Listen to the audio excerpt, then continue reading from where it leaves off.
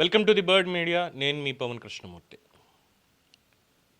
First and foremost మొన్న చెప్పినటువంటి మాటే నేను నా వ్యక్తిగత అభిప్రాయం చెప్పేటువంటి క్రమంలో కావచ్చు, లేదంటే వార్తని ప్రచురించేటువంటి క్రమంలో కావచ్చు, వెంకటేశ్వర స్వామికి సంబంధించినటువంటి వ్యవహారం ఏదైనప్పటికీ కూడా అందులో అనుచితంగా ఏదైనా అబద్ధాన్ని కనుక నేను మాట్లాడాను, అబద్ధాన్ని నేను ప్రచారం చేశాను అంటే మాత్రం ఖచ్చితంగా ఆ స్వామివారు నన్ను శిక్షిస్తాడు. ఎందుకంటే నేను భక్తుణ్ణి, నేను ఆయనకి భక్తుణ్ణి.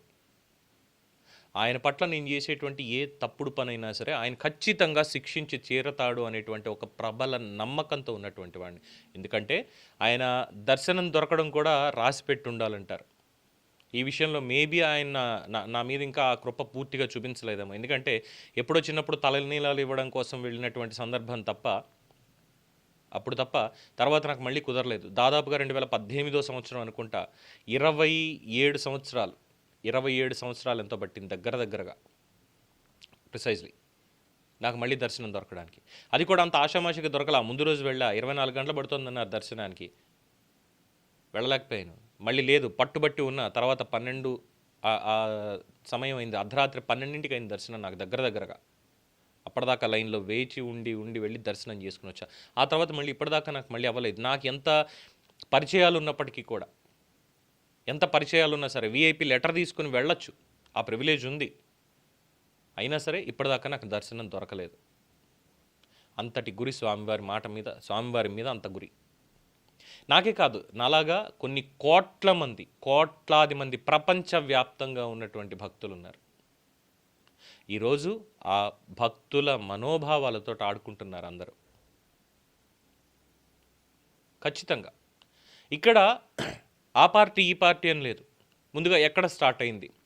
ఎన్డీఏ కూటమి సమావేశంలో మాట్లాడుతూ ముఖ్యమంత్రి చంద్రబాబు నాయుడు గారు ఆ వ్యాఖ్యలు చేశారు. లడ్డూలో కొవ్వు కలిపారు అనేటువంటిది వ్యాఖ్య చేశారు. ఆయనకి ఆ ఎన్డీడీబీ రిపోర్టు, దాని సారాంశం మొత్తం అంతా కూడా ఆయన చేతికి వెళ్ళింది. ఆ సభలో ఆయన చేశారు. పబ్లిక్గా ఎక్కడ ప్రభుత్వ కార్యక్రమంలో ఎక్కడ మాట్లాడాలి, బట్ ఆయన అక్కడ మాట్లాడారు, వెంటనే వైరల్ అయింది. ఆ తర్వాత పవన్ కళ్యాణ్ గారు అందుకున్నారు, ప్రక్షాళన పేరుతోటి మెట్లని వాటిని ప్రక్షాళన చేశారు, పాప పరిహార ప్రక్షాళన అని చెప్పని వెళ్ళారు, ప్రాయశ్చిత్త దీక్ష తీసుకున్నారు, ఇదంతా అయింది. ఇంకా అప్పటి నుంచి మొదలైంది అక్కడ సుప్రీంకోర్టుకి వెళ్ళారు, ఇంకో చోటుకి వెళ్ళారు, ఇంకోటి చోటు. కానీ ఇక్కడ మర్చిపోయింది ఏంటి? ఎంత సెన్సిటివ్ ఇష్యూ అనేది మర్చిపోయారు. అండ్ అఫ్ కోర్స్ ఎస్, డెఫినెట్గా వాళ్ళు కూడా భక్తులే, వాళ్ళకు కూడా నేను ఏదైతే ఫీల్ అవుతున్నానో, లేదా మనం ఏదైతే ఫీల్ అవుతున్నామో, మనం ఏదైతే బాధను అనుభవిస్తున్నామో అది వాళ్ళు కూడా అనుభవించారు కాబట్టి అనొచ్చు. ఇక వైసీపీ వాళ్ళు చేసేటువంటిది, ఆ 5 ఏళ్ళు చేసింది దిక్కుమాలిన పని, అది స్పష్టంగా తెలుస్తుంది. అసలు నెయ్యే కాదు అన్నది అందులో ఉంది. ఇవన్నీ అయిపోయాయి. అయినా సరే ఇప్పటికీ వచ్చి ఏంటి నిందా పరిహార హోమం, ప్రసాద నిందా పరిహార హోమం అని చెప్పి క్యాట్వాకులు చేస్తున్నటువంటి భూమన కరుణాకర్ రెడ్డి కావచ్చు, లేదంటే వైఎస్ఆర్సీపీ వీళ్ళందరూ కూడా చేస్తున్నటువంటిది. ఎందుకు అసలు స్వామివారిని రాజకీయాల్లోకి మీరు ఎందుకు లాగుతున్నారు? ఆంధ్రప్రదేశ్లోనే కాదు, మొత్తం వెంకటేశ్వర స్వామి భక్తులంటే ఎలా ఫీల్ అవుతారో ఒక మాటలో చెప్తాను వినండి. ఒక కుటుంబం ఉంది, కుటుంబ సభ్యులు నలుగురే అనుకుంటాం కదా, కాదు, ఆ ఇంట్లో ఉండేది నలుగురే, కానీ ఆ కుటుంబ సభ్యులు 5గురు. ఎందుకంటే ఆ వెంకటేశ్వర స్వామి కూడా మా కుటుంబ సభ్యుడే, ఆయనది మా కుటుంబమే అని ప్రతి భక్తుడు ఫీల్ అవుతాడు. చాలామంది ఇగో ఇది వెంకటేశ్వర స్వామి వాటా, ఎందుకంటే ముడుపు చెల్లించడం అనేటువంటిది, ముడుపు చెల్లించేది నిలువు దోపిడి సమర్పిస్తాం ఆయనకి. నువ్వు ఇచ్చావు కదా, తీసేసుకో స్వామి, మళ్ళీ నువ్వే ఇస్తావు నాకు. అప్పటిదాకా వెళ్ళి 116లో 1116లో వేద్దాంలే హుండీలో అనుకుంటాడు భక్తుడు. కానీ అక్కడికి వెళ్ళిన తర్వాత ఆ పారవస్యంలో, అవును ఈరోజు నేను అనుభవిస్తున్నటువంటి స్టేటస్ నాకు ఇచ్చినటువంటిది అంత స్వామే కదా, ఈరోజు నేను తిరుపతికి ఎలా వచ్చానో, నా దగ్గర ఉన్నటువంటి ధనం కానీ బంగారం కానీ ఎంత ఉందో నేను నిలువు దోపిడీ ఇచ్చేస్తున్నా, అక్కడికక్కడ డెసిషన్ తీసుకుని ఇచ్చేస్తాడు. అంత గురి స్వామివారు అంటే. అటువంటి పవిత్రమైనటువంటి స్వామివారి క్షేత్రంలో ప్రసాదం మీద ఇంత అపహాస్యంగానా, ఇంత దుర్మార్గంగానా భక్తుల మనోభావాలు దెబ్బతీయడానికి? మీ రాజకీయ నాయకులు కొట్టుకోండి, చచ్చిపోండి, తలలు తెగేసుకోండి, ఎవ్వరికీ పోయేదేం లేదు, పైసా ఉపయోగం కూడా లేదు. కోట్లాది మంది భక్తుల మనోభావాలు దెబ్బతీసేటువంటి హక్కు, అధికారం మీకు ఎవ్వరికీ లేదు. ఎవరికీ లేదు. ఎందుకంటే నేను అన్నాను చూసారా, టెక్నికల్గా మాట్లాడుకున్న తర్వాత ఇంకా వేరే మాట్లాడనండి, ఇదే ఆఖరిది అని చెప్పి ఈరోజు ఒక భక్తుడిగా మాట్లాడుతున్నాను. నేను ఒక భక్తుడిగా ఎంత మనోవేదన లోపల. ఒక వార్త చదవాలంటే ఏమొస్తుందో, ఇందులో ఏముందో. నిన్న టెక్నికల్ అంశాలు ప్రజెంట్ చేసేటువంటి సమయంలో నిజంగా చాలా తలనొప్పితో ఉన్నానండి నేను.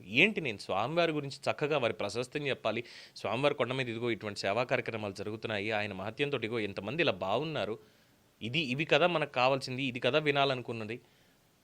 ఆయన కృపా కటాక్షాలతోటి మొత్తం అందరూ కూడా చాలా బాగుండాలి, ఇది కదా చెప్పుకోవాల్సిందంటే, ఆ రిపోర్ట్స్ చదువుతున్నంతసేపు దాంట్లో ఆ ఎస్ వాల్యూస్ లేదంటే లెస్ దాన్ 10% ఉన్నటువంటి దాంట్లో లేని ఎక్విప్మెంట్ తోటి మేము టెస్ట్లు ఎలా చేయాలి ఇవన్నీ చూస్తూ, అందులో ఈ బీఫ్ టాలో కలిసింది అని, లేదంటే ల్యాడ్ కలిసిందని, ఫిష్ ఆయిల్స్ కలిసాయని, కెమికల్స్ కలిసాయని, ఇవన్నీ కలిసాయని చెప్పి అందులో స్వామివారి లడ్డూ ప్రసాదంలో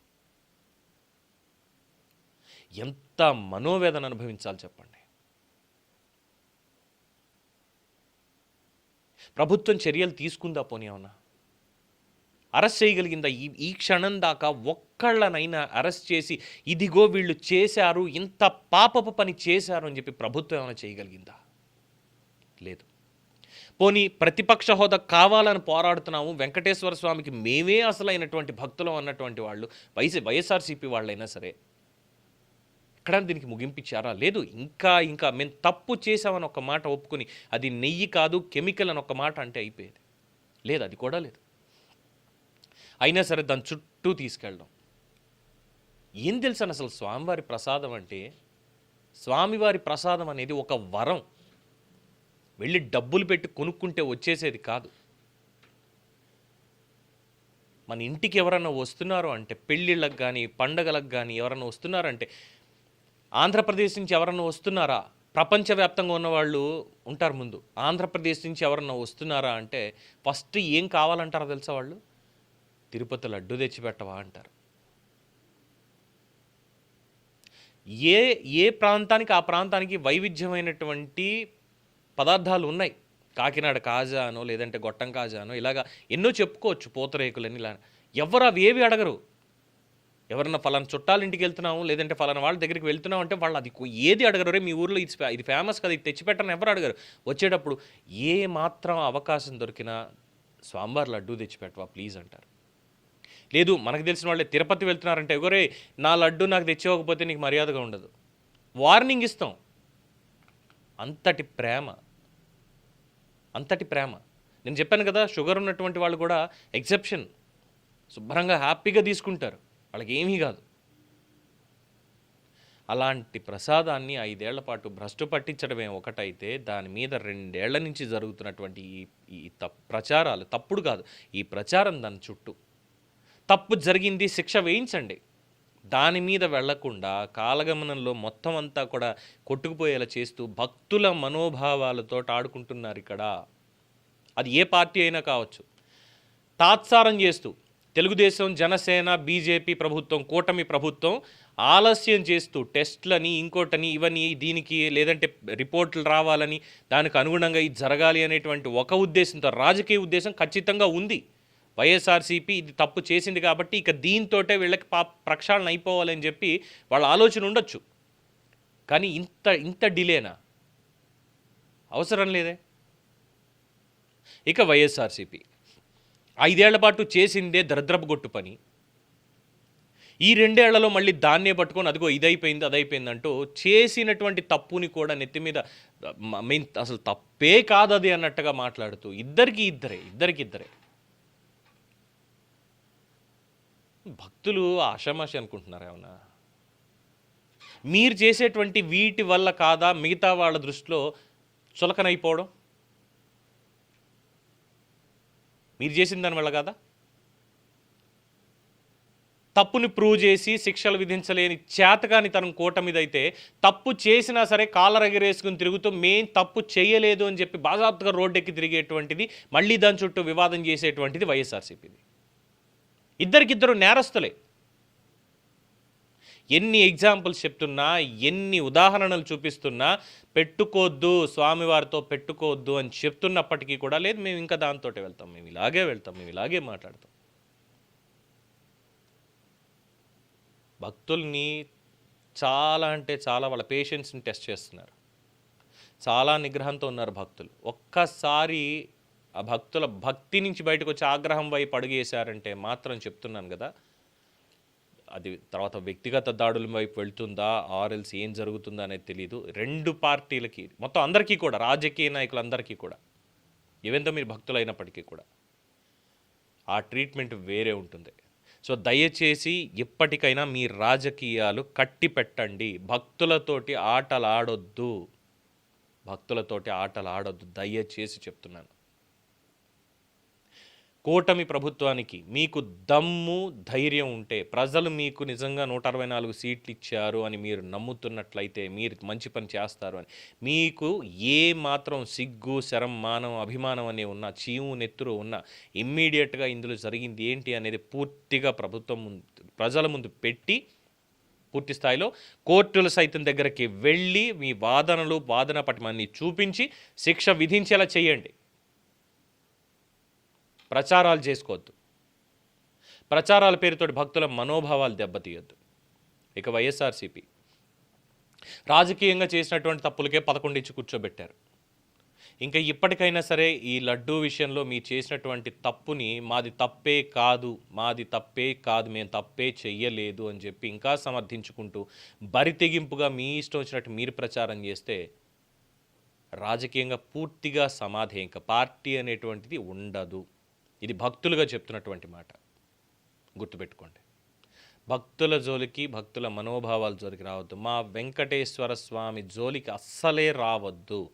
ఫైన్ ఎగ్జాంపుల్స్ చాలా చూపించాం ఇప్పటికే. ఈసారి చూపించడం అంటూ వచ్చింది అంటే చూడడానికి ఎవరు ఉండరు.